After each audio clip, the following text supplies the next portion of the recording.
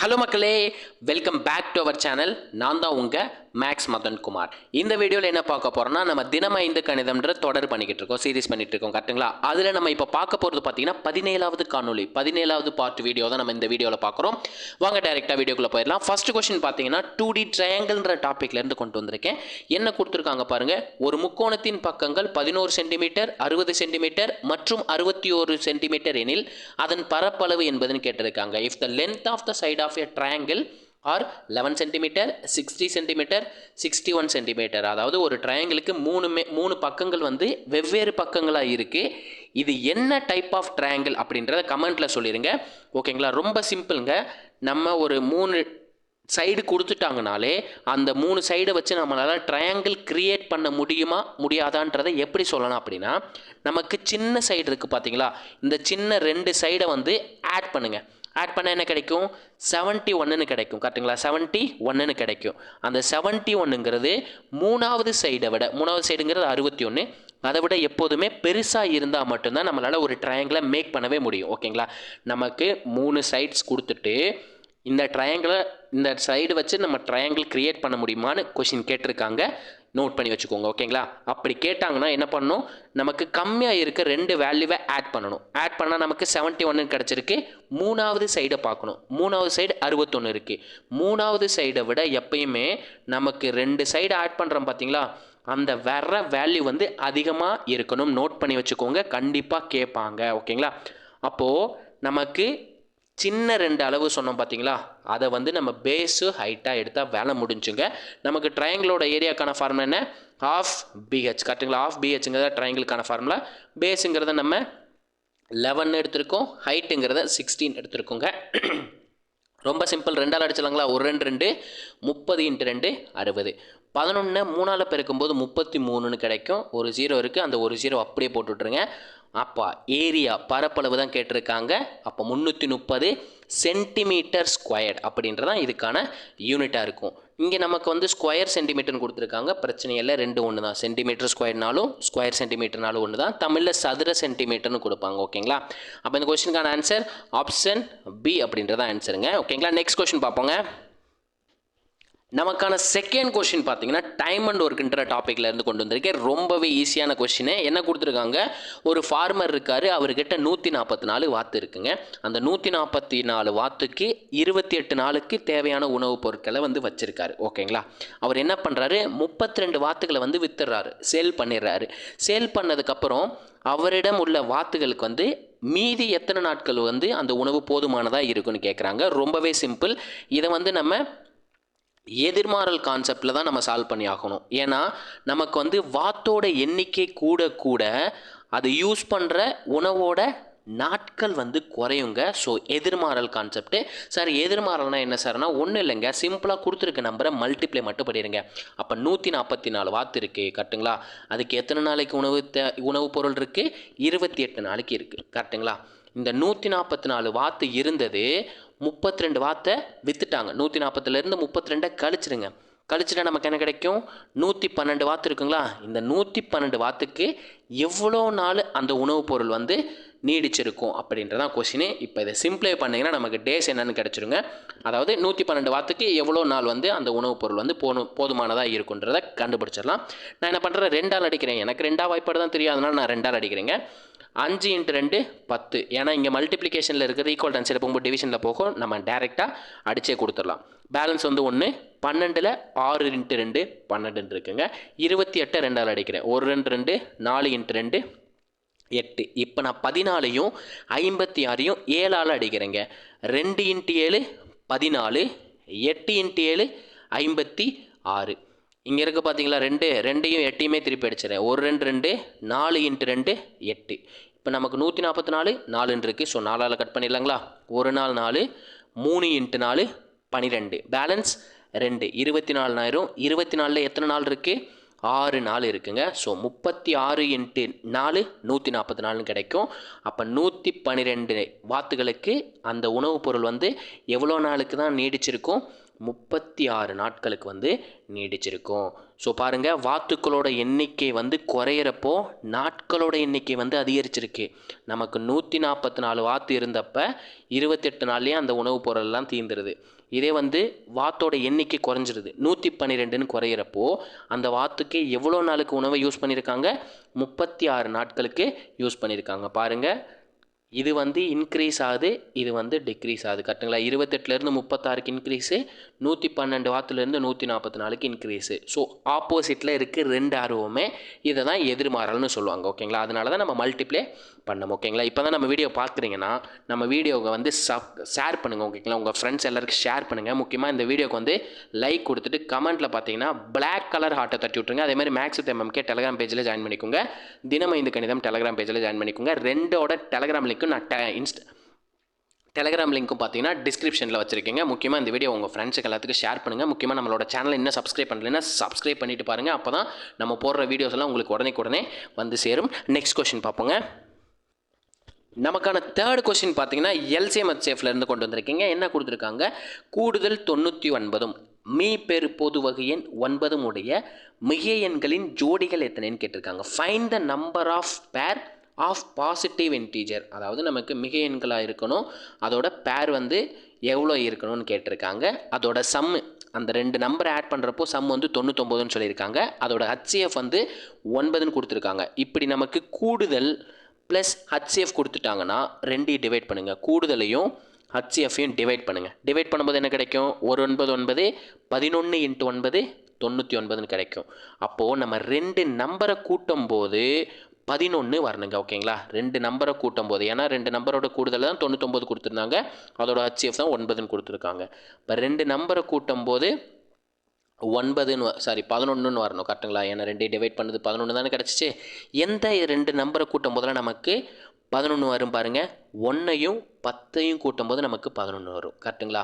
அதேமாரி 2 9 கூட்டும் போது நமக்கு 11ன்னு வரும். 3 8 கூட்டும் போது நமக்கு 11 வரும். ரெண்டையும் ஆட் பண்ணி பாருங்கள். 3 + 8 11. அதேமாதிரி 4ஐயும் 7ஐயும் கூட்டும் போது 11 வரும். கரெக்டுங்களா? 4 7 கூட்டும் போது 11 வரும். 5ஐயும் 6ஐயும் கூட்டும்போது 11 வரும். அதே மாதிரி 1ஐயும் 10ஐயும் கூட்டும்போது 11 வரும். கரெக்டுங்களா? 1ஐயும் 10ஐயும் கூட்டும்போது 11 வரும். கரெக்டுங்களா? நம்ம பாருங்கள், ஆல்ரெடி 1 10 எழுதிட்டோம் பாருங்கள், அதுவே திருப்பி எழுதியிருக்கோம். ஓகேங்களா? அப்போ பாருங்கள் எவ்வளோ பேர்ஸ் வருது. இதில் ஒரு கண்டிஷன் இருக்குது. என்ன சார் கண்டிஷன்? இப்போது நம்ம இந்த பேர் எடுத்திருக்கோம் பார்த்தீங்களா, ரெண்டு நம்பர். இந்த ரெண்டு நம்பரோட ஹச்சிஎஃப் வந்து எப்பொழுதுமே ஒன்றா இருக்கான்னு செக் பண்ணிக்கணுங்க. ஓகேங்களா? இப்படி நமக்கு பேர் ரெண்டு நம்பரை கூட்டும் போது 11 கிடச்சிருக்கு. இந்த ரெண்டு நம்பர் இருக்குது பார்த்தீங்களா, நமக்கு பேர் கிடச்சிருக்கு பார்த்தீங்களா, அதோட ஹச்சிஎஃப் வந்து எப்பொழுதுமே 1 இருக்க மாதிரி செக் பண்ணிக்கோங்க. அதோட ஹச்சிஎஃப் 1 இருந்தால் மட்டும்தான் அதை நம்ம பேருக்கு கவுண்டிங்கில் எடுத்துக்கணும். 1 10ஓட ஹச்சிஎஃப் பார்த்துக்கிங்கன்னா 1 தான். எப்படி சார்? 1 10 ரெண்டு நம்பருமே எதால் தான் டிவைட் ஆகும்? 1ஆல் மட்டும்தான் டிவைட் ஆகும், வேறு எந்த நம்பராலையும் டிவைட் ஆகாது. அதேமாதிரி 2 9 பாருங்கள், 2 9 ரெண்டு நம்பருமே காமனாக 1ஆல் மட்டும்தான் டிவைட் ஆகும், வேறு எந்த நம்பராலையும் டிவைட் ஆகாது. இன்கேஸ் வந்து 2 8ன்னு இருந்துச்சுன்னா என்ன சார் பண்ணுறது? இப்போ 2 8 ரெண்டு நம்பர் எதால் டிவைட் ஆகும்? 2ஆல் டிவைட் ஆகும். ஸோ இதை கவுண்டிங் எடுத்துக்கணுமானா எடுத்துக்கக்கூடாது. இது எக்ஸாம்பிளுக்கு தான் சொல்லியிருந்தேன். ஓகேங்களா? அப்போ 2 9ங்கிறது ஹச்சிஎஃப் 1 தான், 3 8க்கு ஹச்சிஎஃப் 1 தான், 4 7க்கு ஹச்சிஎஃப் 1 தான், 5 6க்கு ஹச்சிஎஃப் 1 தான். இந்த 1 10 மட்டும் நம்ம 2 டைம் எழுதிட்டோம், அதனால தான் இதை கேன்சல் பண்ணிட்டேங்க. அப்போ எத்தனை பேர் கிடச்சிருக்குன்னு பாருங்கள். 1 10ங்கிறது 1, 2 9 2, 3 8ங்கிறது 3, 4 7ங்கிறது 4, 5 6ங்கிறது 5. அப்போ மொத்தம் 5 நம்பர் ஆஃப் பேர்ஸ் வந்து கிடச்சிருக்கு. ஸோ இந்த கொஸ்டினுக்கான ஆன்சர் என்னப்போ 5 என்பது சரியான விடை. ஓகேங்களா? நெக்ஸ்ட் கொஸ்டின் பார்ப்போங்க. நமக்கான ஃபோர்த் கொஸ்டின் பார்த்தீங்கன்னா காம்பவுண்ட் இன்ட்ரெஸ்ட் டாப்பிக்லேருந்து கொண்டு வந்திருக்கேன். என்ன கொடுத்துருக்காங்க பாருங்கள். ரூபாய் 625 ஆனது 2 ஆண்டுகளில் ரூபாய் 900 கூட்டு வட்டியில் கிடைக்கிறது. அப்போ இது என்ன டாபிக்னு அவங்களே சொல்லிட்டாங்க. கூட்டு வட்டி பிரின்சிபல் 625 ரூபா, அது 2 வருஷத்தில் எப்படி மாறி இருக்குது?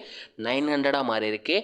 அப்படி மாறுறப்போ வட்டி வீதம் ரேட் ஆஃப் இன்ட்ரெஸ்ட் என்ன அப்படின்னு கேட்பாங்க. நம்ம ஃபார்முலா போட்டு சால்வ் பண்ணோம்னா பெருசாக சால்வ் பண்ணிருப்போம். கரெக்டுங்களா? நமக்கு 2 வேல்யூ தான் தேவை. 625ங்கிறது பிரின்சிபல். கரெக்டுங்களா? அதை எழுதிக்கோங்க. 900ங்கிறது டோட்டல் அமௌண்ட், அதை எழுதிக்கோங்க. நெக்ஸ்ட்டு நமக்கு தேவையான ஆள் யாருன்னா இந்த எண்ணு தான் நமக்கு தேவையான ஆள். எண் வந்து 2 இயர்ஸாக இருந்துச்சுன்னா அப்படியே நமக்கு பிரின்சிபலுக்கும் டோட்டல் அமௌண்ட்டுக்கு ரூட்டை மட்டும் எடுத்து விட்ருங்க, ஸ்கொயர் ரூட்டு. 625ங்கிறது எதோட ஸ்கொயர் வேல்யூ?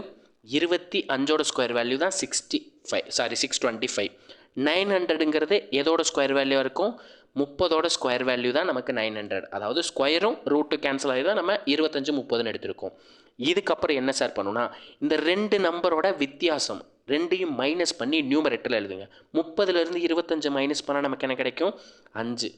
டினாமினேட்டரில் எப்பொழுதுமே நம்ம பிரின்சிபலோட ரூட் வேல்யூ எழுதணும். ஓகேங்களா? பிரின்சிபலோட ரூட் வேல்யூ எழுதணும். பிரின்சிபலோட ரூட் வேல்யூ என்ன? 25. நமக்கு ரேட் ஆஃப் இன்ட்ரெஸ்ட்டுங்கிறது எப்பொழுதுமே பர்சன்டேஜில் இருக்கும். கரெக்டுங்களா? அப்போ நம்ம ஒரு வேல்யூவை பர்சன்டேஜாக மாற்றணும்னா எதால் பெருக்கும்? 100ஆல் மல்டிப்ளை பண்ணுவோம். அவ்வளோதாங்க, நமக்கு தேவையான செட்டப்பெல்லாம் ரெடி. ஸோ இதை சிம்ப்ளை பண்ணால் நமக்கு ஆன்சருங்க 25ஆல் அடிக்கிறேன். ஒரு 25 25, 4 25 100. அப்போ 5ஐயும் 4ஐயும் மல்டிப்ளை பண்ணால் நமக்கு என்ன கிடைக்கும்? 20% கிடைக்கும். ஓகேங்களா? அப்போ இந்த கொஸ்டினுக்கான ஆன்சர் என்ன? 20% என்பது இந்த கொஸ்டினுக்கான ஆன்சர். ஓகேங்களா? நெக்ஸ்ட் கொஸ்டின் பார்ப்போங்க. நமக்கான 5th சம் பார்த்தீங்கன்னா 3Dயில் கியூப் கனசதுரம்ன்ற டாப்பிக்லேருந்து கொண்டு வந்திருக்கேன். அளவியல் 3D என்ன கொடுத்துருக்காங்க பாருங்கள். ஒரு கனசதுர வடிவ நீர் தொட்டியானது 64,000 லிட்டர் நீர் கொள்ளும் எனில் அந்த தொட்டியின் பக்க நீளத்தை காண்க அப்படின்னு கொடுத்துருக்காங்க. A cubical tank hold 64,000 litre of water, find the length of its side in மீட்டர்னு கேட்டிருக்காங்க. ஓகேங்களா? சிம்பிளாக ஷார்ட்டாக சொல்கிறேன். நமக்கு லிட்டரில் கொடுத்துட்டாங்கன்னா அதை 3 0 தூக்கி விட்ருங்க. ஓகேங்களா? 3 0 தூக்கி விட்ருங்க. இன் மீட்டர்னு சொல்லிட்டாங்க. ஸோ சிம்பிளாக இந்த 64 இருக்குது பார்த்தீங்களா, அதுக்கு கியூப் ரூட் எடுத்துருங்க. 64ஓட கியூப் ரூட்டு தான் நமக்கான ஆன்சராக இருக்குங்க. லிட்டரில் கொடுத்ததில் இருக்க ஒரு 3 0 மட்டும் கழிச்சு விட்டுட்டு பேலன்ஸ் இருக்க நம்பருக்கு கியூப் ரூட் எடுத்துருங்க. அதாவது 64ங்கிறது எதோட கியூப் வேல்யூ? 4ஓட கியூப் வேல்யூ. அதாவது 4 கியூப் ரூட்டுன்னு இருக்கும். இந்த ரூட்டும் கியூபும் கேன்சல் ஆகிட்டு தான் நமக்கு பேலன்ஸ் 4ன்னு கிடைக்கும். ஸோ இந்த கொஸ்டினுக்கான ஆன்சர் வந்து 4. சார் எப்படி சார், கொஞ்சம் ஃபார்மேட் படி சொல்லுங்கள் சார் அப்படின்னு கேட்பீங்க. கரெக்டுங்களா? நமக்கு லிட்டர்னாலும் வால்யூம்னாலும் சேமுங்க. ஓகேங்களா? கனசதுரத்தோட நீர்த்தொட்டியோட கொள்ளும் திறன்னு கொடுத்துருக்காங்க. கொள்ளும் திறன்னா ஒன்றும் இல்லைங்க, வால்யூம் தான் கொடுத்துருக்காங்க. வால்யூம் வந்து 64,000 லிட்டர் அப்படின்னு கொடுத்துருக்காங்க. ஓகேங்களா? நமக்கு 1 மீட்டர் கியூப் அப்படின்றது பார்த்தீங்கன்னா 1000 லிட்டருக்கு ஈக்குவலாக இருக்குங்க. ஓகேங்களா? 1000 லிட்டருக்கு ஈக்குவலாக இருக்கும். அப்போ இந்த 64,000 நம்ம எப்படி பிரிக்கலாம்? 64 மீட்டர் கியூப் இன்ட்டு 1000 பிரிக்கலாங்களா? ஏன்னா 1 மீட்டர் கியூபுங்கிறது 1000. அப்போ இந்த 1000 கட் பண்ணிட்டா நமக்கு என்ன கிடைக்கும்? 64 மீட்டர் கியூப்ன்றதான் நமக்கான வால்யூம். கரெக்டுங்களா? கனசதுரத்தோட வால்யூம் எவ்வளோ? 64 மீட்டர் கியூப். நமக்கு கனசதுரத்தோட வால்யூம் அதுக்கான ஃபார்முலா என்ன? கன அளவுக்கான ஃபார்முலா என்ன? A cube. அதாவது சைடை வந்து நம்ம ஏன்னு எடுத்துக்கிட்டோம்னா ஏ கியூப். ஓகேங்களா? அதோட வேல்யூ தான் எவ்வளோ கொடுத்துருக்காங்க? 64ன்னு கொடுத்துருக்காங்க. நமக்கு பக்கத்தோட நீளம் தான் கேட்டிருக்காங்க. ஸோ நமக்கு இருக்கிறது வால்யூமில் இருக்குது. இங்கே இருக்க கியூப் வந்து ஈக்குவல் டு ஆன்சர் போகும்போது கியூப் ரூட்டாக மாறிடும். அப்போ a equal to cube root of 64. 4 கியூபோட வேல்யூ தான் 64. ஸோ நம்ம டைரெக்டாக 4ன்னு எடுத்துக்கலாம். அப்போ ஏவோட வேல்யூ என்ன? 4 மீட்டர்.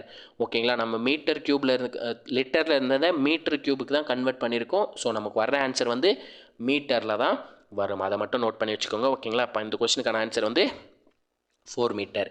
இதே கொஸ்டினை நான் எப்படி மாற்றிடுறேன்? 125,000 அப்படின்னு மாற்றிடுறேங்க. 64,000க்கு பதிலாக 1,25,000 உங்கள்கிட்ட கொடுத்துறேன். இதுக்கான சைடு என்ன வரும்ன்றதை கமெண்ட்டில் சொல்லிடுங்க. நம்ம வீடியோ பிடிச்சிருந்துச்சுன்னா உங்கள் ஃப்ரெண்ட்ஸ் எல்லாருக்கும் ஷேர் பண்ணி விட்ருங்க. முக்கியமாக மறக்காமல் கமெண்ட்டில் நம்ம சொன்னதை மட்டும் ஃபாலோ பண்ணிடுங்க.